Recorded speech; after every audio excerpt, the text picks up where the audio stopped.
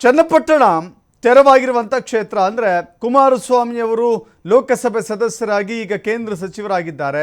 ಅವರು ಶಾಸಕರಾಗಿದ್ದರು, ಹೀಗಾಗಿ ಅವರು ಕೇಂದ್ರ ಸಚಿವರಾದ ನಂತರದಲ್ಲಿ ತೆರವಾಗಿರುವಂಥ ಜಾಗ ಅದು.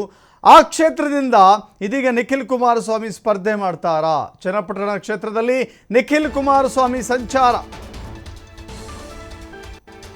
ರಂಗೇರ್ತಾ ಇದೆ. ಚನ್ನಪಟ್ಟಣ ವಿಧಾನಸಭೆ ಚುನಾವಣೆಯ ಕದನ, ಉಪಚುನಾವಣೆಯ ಕದನ ಬಹಳಷ್ಟು ದೊಡ್ಡ ಮಟ್ಟದ ಲೆಕ್ಕಾಚಾರಕ್ಕೆ ನಾಂದಿ ಆಡ್ತಾ ಇದೆ. ಡಿ.ಕೆ. ಶಿವಕುಮಾರ್ ಬಳಿಕ ಚನ್ನಪಟ್ಟಣದಲ್ಲಿ ಇದೀಗ ನಿಖಿಲ್ ಕುಮಾರಸ್ವಾಮಿ ರೌಂಡ್ಸ್ ಹಾಕ್ತಾ ಇದ್ದಾರೆ. ಎಚ್.ಡಿ. ಕುಮಾರಸ್ವಾಮಿ ಸಂಸದರಾಗಿ ಆಯ್ಕೆಯಾದ ಬಳಿಕ ತೆರವಾಗಿರುವಂಥ ಕ್ಷೇತ್ರ ಅದು. ಚನ್ನಪಟ್ಟಣವನ್ನು ಗೆಲ್ಲಲಿಕ್ಕೆ ಸ್ವತಃ ಡಿ.ಸಿ.ಎಂ. ಡಿ.ಕೆ. ಶಿವಕುಮಾರ್ ಕೂಡ ಕಸರತ್ತು ಮಾಡ್ತಾ ಇದ್ದಾರೆ. 3 ದಿನ ಚನ್ನಪಟ್ಟಣದಲ್ಲಿ ಸಂಚಾರ ನಡೆಸಿದ್ರು ಈಗಾಗಲೇ ಡಿ.ಕೆ. ಶಿವಕುಮಾರ್. ನಾಳೆಯಿಂದ ಮತ್ತೆ 3 ದಿನ ಚನ್ನಪಟ್ಟಣದಲ್ಲಿ ಡಿ.ಕೆ. ಶಿವಕುಮಾರ್ ವಿವಿಧ ಕಾರ್ಯಕ್ರಮಗಳನ್ನು ಆಯೋಜನೆ ಮಾಡಿಕೊಂಡಿದ್ದಾರೆ. ಅದಕ್ಕೂ ಮೊದಲೇ ಇವತ್ತು ಚನ್ನಪಟ್ಟಣದಲ್ಲಿ ನಿಖಿಲ್ ಕುಮಾರಸ್ವಾಮಿ ರೌಂಡ್ಸ್ ಆಗ್ತಾ ಇದ್ದಾರೆ. ನಿಖಿಲ್ ಕುಮಾರಸ್ವಾಮಿ ಸಂಚಾರ ನಡೆಸುವಂಥ ಈ ಕ್ಷೇತ್ರದಲ್ಲಿ ಡಿ.ಕೆ. ಶಿವಕುಮಾರ್ ಗೆಲ್ಲಲಿಕ್ಕೆ ಅನೇಕ ರೀತಿಯ ರಣತಂತ್ರಗಳನ್ನು ಮಾಡಿಕೊಳ್ತಾ ಇದ್ದಾರೆ. JDS ತನ್ನ ಕ್ಷೇತ್ರವನ್ನು ಉಳಿಸಿಕೊಳ್ಳಲಿಕ್ಕೆ ಬಹಳ ದೊಡ್ಡ ಪ್ರಯತ್ನವನ್ನು ಮಾಡ್ತಾ ಇದೆ. ನೋಡಿ, ಚನ್ನಪಟ್ಟಣ ಹಿಂದಿನಿಂದಲೂ ಕೂಡ ಕುಮಾರಸ್ವಾಮಿ ಅವರ ಆಧಿಪತ್ಯದಲ್ಲಿರುವಂಥದ್ದು, ಅಥವಾ ಕುಮಾರಸ್ವಾಮಿಯಲ್ಲಿ ಪದೇ ಪದೇ ಆಯ್ಕೆಯಾಗುವ ಮೂಲಕ ಆ ಭಾಗದಲ್ಲಿ ತಾವು ಎಷ್ಟು ಬಲವತ್ತಾಗಿ ಪಕ್ಷವನ್ನು ಸಂಘಟನೆ ಮಾಡಿದ್ದೇವೆ, ಯಾವ ರೀತಿ ಗಟ್ಟಿಯಾಗಿ ನೆಲೆ ನಿಂತ್ಕೊಂಡಿದ್ದೇವೆ ಅಂತ ಹೇಳಿ ಕುಮಾರಸ್ವಾಮಿಯವರು ಸಾಬೀತು ಮಾಡಿದ್ದಾರೆ. ಡಿ.ಕೆ. ಶಿವಕುಮಾರ್ ಹಾಗೂ ಎಚ್.ಡಿ. ಕುಮಾರಸ್ವಾಮಿ ರಾಮನಗರ ಜಿಲ್ಲೆಯಲ್ಲಿ ಅತ್ಯಂತ ಪ್ರಭಾವಿ ನಾಯಕರು. JDS ಹಾಗೂ ಕಾಂಗ್ರೆಸ್ನ ನಾಯಕರು ಇವರಿಬ್ಬರು ಕೂಡ. ಕುಮಾರಸ್ವಾಮಿ ತನ್ನ ಪ್ರಾಬಲ್ಯವನ್ನು ಉಳಿಸಿಕೊಳ್ಳಲಿಕ್ಕೆ ಅನೇಕ ರೀತಿಯ ಪ್ರಯತ್ನಗಳನ್ನು ಮಾಡ್ತಾ ಇದ್ದರೆ, ಇನ್ನೊಂದು ಕಡೆ ಬೆಂಗಳೂರು ಗ್ರಾಮಾಂತರ ಕ್ಷೇತ್ರದಲ್ಲಿ ಲೋಕಸಭೆ ಚುನಾವಣೆಯಲ್ಲಿ ಸೋತಿರುವಂಥ ಡಿ.ಕೆ. ಸುರೇಶ್ ಅವರ ಪರವಾಗಿ ಡಿ.ಕೆ. ಶಿವಕುಮಾರ್ ಈಗ ಒಂದು ಕಣವನ್ನು ಭದ್ರಪಡಿಸಿಕೊಳ್ತಾ ಇದ್ದಾರೆ. ಚನ್ನಪಟ್ಟಣ ಉಪಚುನಾವಣೆಯಲ್ಲಿ ತಮ್ಮ ಸಹೋದರ ಡಿ.ಕೆ. ಸುರೇಶ್ ಅಥವಾ ತಾವೇ ನೇರವಾಗಿ ಸ್ಪರ್ಧೆ ಮಾಡಿ ದೇವೇಗೌಡರ ಕುಟುಂಬದ ವಿರುದ್ಧ ಸ್ಪರ್ಧೆ ಮಾಡಿ ಅಗೇನ್ ತಮ್ಮ ಶಕ್ತಿಯನ್ನು ಸಾಬೀತು ಮಾಡಬೇಕು ಅಂತ ಹೇಳಿ ಡಿ.ಕೆ. ಶಿವಕುಮಾರ್ ಮುಂದಾಗ್ತಾ ಇದ್ದಾರೆ. ಡಿ.ಕೆ. ಶಿವಕುಮಾರ್ ಅವರ ಈ ಶಪಥ, ಡಿ.ಕೆ. ಶಿವಕುಮಾರ್ ಅವರ ಈ ರೌಂಡ್ಸ್, ಇದೆಲ್ಲದರ ಮಧ್ಯೆ ನಿಖಿಲ್ ಕುಮಾರಸ್ವಾಮಿ ಕೂಡ ಅಖಾಡಕ್ಕಿಳಿದಿದ್ದಾರೆ. ನಿಖಿಲ್ ಕುಮಾರಸ್ವಾಮಿ ಕೂಡ ಚನ್ನಪಟ್ಟಣ ಕ್ಷೇತ್ರದಲ್ಲಿ ರೌಂಡ್ಸ್ ಆಗ್ತಾ ಇದ್ದಾರೆ. ವಿವಿಧ ನಾಯಕರನ್ನು, ಮುಖಂಡರನ್ನು ಭೇಟಿಯಾಗ್ತಾ ಇದ್ದಾರೆ. ತಮ್ಮ ತಂದೆಯ ಕೇಂದ್ರದ ಸಚಿವರಾದ ಬಳಿಕ ಈ ಭಾಗಕ್ಕೆ ಬರಲಿಕ್ಕಾಗಿಲ್ಲ. ನಿಖಿಲ್ ಕುಮಾರಸ್ವಾಮಿಯವರೇ ಬರ್ತಾ ಇದ್ದಾರೆ, ಸಂಚಾರ ಮಾಡ್ತಾ ಇದ್ದಾರೆ. ತಂದೆಯವರ ಪರವಾಗಿ ಪಕ್ಷ ಸಂಘಟನೆಯಲ್ಲಿ ನಿರತರಾಗಿದ್ದಾರೆ. ಕೇವಲ ಪಕ್ಷ ಸಂಘಟನೆ ಅನ್ನೋದಕ್ಕಿಂತ ಹೆಚ್ಚಾಗಿ ಚನ್ನಪಟ್ಟಣ ಗೆಲ್ಲಬೇಕು ಅಂತ ಹೇಳಿ. ಚನ್ನಪಟ್ಟಣ ಡಿ.ಕೆ. ಹಾಗೂ ಎಚ್.ಡಿ.ಕೆ. ಫ್ಯಾಮಿಲಿಯ ಮಧ್ಯೆ ನಾನಾ ನೀನಾ ಎಂಬ ಫೈಟನ್ನು ಹಾಕ್ಕೊಡುತ್ತೆ. ಸೊ ಹೀಗಾಗಿ ಈಗಲೇ ಉಭಯ ನಾಯಕರು ಸಿದ್ಧತೆಯಲ್ಲಿ ತೊಡಗಿಕೊಂಡಿದ್ದಾರೆ.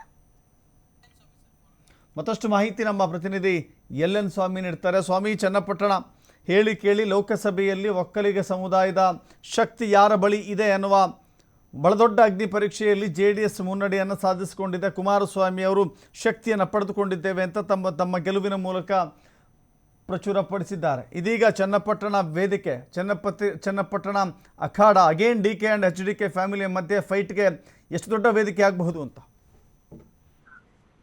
ಖಂಡಿತ ದಶರಥ, ಕುಮಾರಸ್ವಾಮಿ ಅವರ ರಾಜೀನಾಮೆ ಅಂದ್ರೆ ಸಂಸದರಾಗಿ ಆಯ್ಕೆಯಾದ ಬಳಿಕ ಚನ್ನಪಟ್ಟಣ ವಿಧಾನಸಭಾ ಕ್ಷೇತ್ರಕ್ಕೆ ತಮ್ಮ ಶಾಸಕ ಸ್ಥಾನಕ್ಕೆ ರಾಜೀನಾಮೆ ಕೊಟ್ಟಿದ್ದಾರೆ. ಆದ್ರೆ ಈಗ ಚನ್ನಪಟ್ಟಣದ ಒಂದು ಕ್ಷೇತ್ರದ ಉಪಚುನಾವಣೆ ಸಾಕಷ್ಟು ಕುತೂಹಲ ಮೂಡಿಸ್ತಾ ಇದೆ. ಒಂದು ಕಡೆ ಬಿಗ್ ಫೈಟ್ ಆಗುತ್ತೆ, ಮಹತ್ವದ ವೇದಿಕೆ ಆಗುತ್ತೆ ಅನ್ನೋದ್ರಲ್ಲಿ ಯಾವುದೇ ಅನುಮಾನ ಇಲ್ಲ ಅನ್ನೋದು ಮೇಲ್ನೋಟಕ್ಕೆ ಸ್ಪಷ್ಟ ಆಗಿರುವಂತದ್ದು. ಒಂದು ಕಡೆ ಕಾಂಗ್ರೆಸ್ ನಾಯಕರು ಕೂಡ ಮತ್ತೆ ನಾವು ಚನ್ನಪಟ್ಟಣದಲ್ಲಿ ಗೆಲ್ಲಬೇಕು, ಪಟ್ಟಣವನ್ನ ವಶ ಮಾಡ್ಕೋಬೇಕು ಎಂಬ ವಿಚಾರವಾಗಿ ಈಗಾಗಲೇ ಸಾಕಷ್ಟು ರಣತಂತ್ರಗಳನ್ನ ಹುಡ್ತಾ ಇದ್ದಾರೆ. ಅದರಲ್ಲೂ ಪ್ರಮುಖವಾಗಿ ಡಿ.ಸಿ.ಎಂ. ಡಿ.ಕೆ. ಶಿವಕುಮಾರ್ ಸ್ವತಃ ಅಖಾಡಕ್ಕೆ ಇಳಿದಿರುವಂತದ್ದು. ಅಂದ್ರೆ ಈಗಾಗಲೇ 3-4 ಬಾರಿ ರಾಮನಗರ ಜಿಲ್ಲೆ ಪ್ರವಾಸ ಮಾಡಿದ್ದಾರೆ. ಅದರಲ್ಲೂ ಚನ್ನಪಟ್ಟಣಕ್ಕೆ ವಿಧಾನಸಭಾ ಕ್ಷೇತ್ರಕ್ಕೂ ಹೋಗಿ ವಿವಿಧ ದೇವಾಲಯಗಳಿಗೆ ಭೇಟಿ ಕೊಟ್ಟು ಅಲ್ಲಿ ಒಂದಿಷ್ಟು ಕಾರ್ಯಕರ್ತರ ಹಾಗೂ ಸಮುದಾಯದ ಬೆಂಬಲವನ್ನ ಪಡೆಯೋದಕ್ಕೆ ಈಗಾಗಲೇ ಮುಂದಾಗಿರುವಂತದ್ದು. ಜೊತೆಗೆ ಮತ್ತೊಂದು ಕಡೆ ಮೈತ್ರಿ ನಾಯಕರು ಅಂದ್ರೆ ಬಿಜೆಪಿ ಹಾಗೂ ಜೆಡಿಎಸ್ ನಾಯಕರು ಕೂಡ ಚನ್ನಪಟ್ಟಣವನ್ನ ಉಳಿಸ್ಕೊಳ್ಳೇಬೇಕು ಎಂಬ ಶಪಥವನ್ನ ಮಾಡಿರುವಂತದ್ದು. ಯಾಕೆಂದ್ರೆ ಚನ್ನಪಟ್ಟಣ ಕ್ಷೇತ್ರ ಕೈ ಬಿಟ್ರೆ ಒಂದು ಕಡೆ ಜೆಡಿಎಸ್ಗೆ ಹಿನ್ನಡೆ ಆಗುತ್ತೆ, ಮುಖಭಂಗ ಆಗುತ್ತೆ ಅನ್ನೋದು ಕೂಡ ಈಗಾಗಲೇ ಜೆಡಿಎಸ್ ನಾಯಕರಿಗೆ ಗೊತ್ತಾಗಿದೆ. ಹಾಗಾಗಿ ಒಂದು ಕಡೆ ಚನ್ನಪಟ್ಟಣ ಕ್ಷೇತ್ರವನ್ನ ವಶಪಡಿಸ್ಕೊಳ್ಬೇಕು ಅನ್ನೋದು ಒಂದು ಕಡೆ ಕಾಂಗ್ರೆಸ್ ನಾಯಕರ, ಮತ್ತೊಂದು ಕಡೆ ಬಿಜೆಪಿ ಹಾಗೂ ಜೆಡಿಎಸ್ ನಾಯಕರ ಸಾಕಷ್ಟು ಒಂದು ರಣತಂತ್ರಗಳು ಕೂಡ ಈಗಾಗಲೇ ಶುರುವಾಗಿರುವಂತದ್ದು. ಈ ಹಿನ್ನೆಲೆಯಲ್ಲಿ ಇವತ್ತು ನಿಖಿಲ್ ಕುಮಾರಸ್ವಾಮಿ ಅವರು ಕೂಡ ಚನ್ನಪಟ್ಟಣ ಕ್ಷೇತ್ರಕ್ಕೆ ಹೋಗಿ ಅಲ್ಲಿ ಹಲವು ಕಾರ್ಯಕ್ರಮಗಳಲ್ಲಿ ಭಾಗವಹಿಸ್ತಾ ಇದ್ದಾರೆ. ಯಾಕಂದ್ರೆ ಅವ್ರ ತಂದೆ ಈಗ ಕೇಂದ್ರ ಸಚಿವರಾಗಿದ್ದಾರೆ, ಅಲ್ಲಿ ತಮ್ಮ ಕೆಲಸದಲ್ಲಿ ಬ್ಯುಸಿ ಆಗಿರೋದ್ರಿಂದ ಈ ಚನ್ನಪಟ್ಟಣ ಕ್ಷೇತ್ರವನ್ನ ಉಳಿಸಿಕೊಳ್ಳುವಂತ ಅನಿವಾರ್ಯತೆ ಈಗ ಜೆಡಿಎಸ್ ನಾಯಕರ, ಅದರಲ್ಲೂ ವಿಶೇಷವಾಗಿ ನಿಖಿಲ್ ಕುಮಾರಸ್ವಾಮಿಗೆ ಹೆಗಲಿಗೆ ಹೆಚ್ಚಿನ ಜವಾಬ್ದಾರಿ ಸಿಕ್ಕಿದೆ. ಎಲ್ಲ ಒಂದು ಕಡೆ ಚನ್ನಪಟ್ಟಣ ಕ್ಷೇತ್ರದ ಅಭ್ಯರ್ಥಿಯಾಗಿ ಕಾಂಗ್ರೆಸ್ನಿಂದ ಡಿ.ಕೆ. ಸುರೇಶ್ ಅವರು ಅಭ್ಯರ್ಥಿ ಆಗ್ತಾರೆ ಎಂಬ ಚರ್ಚೆ ಶುರುವಾಗಿದೆ. ಮತ್ತೊಂದು ಕಡೆ ಸ್ವತಃ ಡಿ.ಸಿ.ಎಂ ಡಿ.ಕೆ. ಶಿವಕುಮಾರ್ ಅವರೇ ಅಖಾಡಕ್ಕಿಳಿತಾರೆ ಎಂಬ ಕಾಂಗ್ರೆಸ್ ವಲಯದಲ್ಲಿ ಸಾಕಷ್ಟು ಚರ್ಚೆ ಆಗ್ತಾ ಇದೆ. ಹಾಗಾದ್ರೆ ಮೈತ್ರಿ ಅಭ್ಯರ್ಥಿಯಾಗಿ ಯಾರು ಕಣಕ್ಕಿಳ್ತಾರೆ ಅನ್ನೋದು ಕೂಡ ಸದ್ಯ ಚರ್ಚೆ ಆಗ್ತಾ ಇರುವಂತದ್ದು. ಒಂದು ಕಡೆ ಮಾಜಿ ಸಚಿವರಾದಂತಹ ಸಿ.ಪಿ. ಯೋಗೇಶ್ವರ್ ಚನ್ನಪಟ್ಟಣ ಕ್ಷೇತ್ರದ ಮೇಲೆ ಕಣ್ಣನ್ನಿಟ್ಟಿದ್ದಾರೆ. ಈಗಾಗಲೇ ದೆಹಲಿಗೆ ಹೋಗಿ ಅಲ್ಲಿ ಕೂಡ ಈಗಾಗಲೇ ಯಾರು ಅಭ್ಯರ್ಥಿ ಆಗ್ಬೇಕು ಅನ್ನೋದು ಕೂಡ ಈಗಾಗಲೇ ಚರ್ಚೆ ಆಗಿದ್ದಾರೆ. ಮತ್ತೊಂದು ಕಡೆ ನಿಖಿಲ್ ಕುಮಾರಸ್ವಾಮಿ ಅವರು ಕೂಡ ಆ ಸ್ಪರ್ಧೆ ಮಾಡ್ತಾರಾ ಎಂಬ ಚರ್ಚೆ ಜೆಡಿಎಸ್ ವಲಯದಲ್ಲಿ ಶುರುವಾಗಿರುವಂತದ್ದು. ಹಾಗಾಗಿ ಇವತ್ತು ಅಲ್ಲಿ ಹೋಗಿ ಕೆಲವೊಂದು ಕಾರ್ಯಕ್ರಮಗಳಲ್ಲಿ ಭಾಗಿಯಾಗುವಂತದ್ದು, ಜೊತೆಗೆ ಒಂದಿಷ್ಟು ಈಗಾಗಲೇ ನೀವು ಹೇಳಿದಂತೆ ಲೋಕಸಭಾ ಕ್ಷೇತ್ರದಲ್ಲಿ ಕಾಂಗ್ರೆಸ್ಗೆ ಆ ಕ್ಷೇತ್ರಗಳಲ್ಲಿ ಸಾಕಷ್ಟು ಹಿನ್ನಡೆ ಆಗಿದೆ, ಮತ್ತೆ ಡಿ.ಕೆ. ಸುರೇಶ್ ಅವರ ಸೋಲು ಆಗಿದೆ. ಹಾಗಾಗಿ ಈಗ ಮತ್ತೆ ಚನ್ನಪಟ್ಟಣ ಕ್ಷೇತ್ರವನ್ನ ವಶಪಡಿಸಿಕೊಂಡು ಚನ್ನಪಟ್ಟಣ ಕ್ಷೇತ್ರವನ್ನ ಗೆದ್ದು ಮತ್ತೆ ತಮ್ಮ ನಾಯಕತ್ವ ಇದೆ, ತಮ್ಮ ಪ್ರಭಾವ ಇನ್ನೂ ಕೂಡ ಇದೆ ಎಂಬ ತೋರ್ಪಡಿಸುವುದು ಕಾಂಗ್ರೆಸ್ ನಾಯಕರಿಗೂ ಕೂಡ ಅನಿವಾರ್ಯ. ಅದರಲ್ಲಿ ಡಿ.ಕೆ. ಬ್ರದರ್ಸ್ಗೆ ಕೂಡ ತುಂಬಾ ಅನಿವಾರ್ಯತೆ ಆಗಿರುವಂತದ್ದು.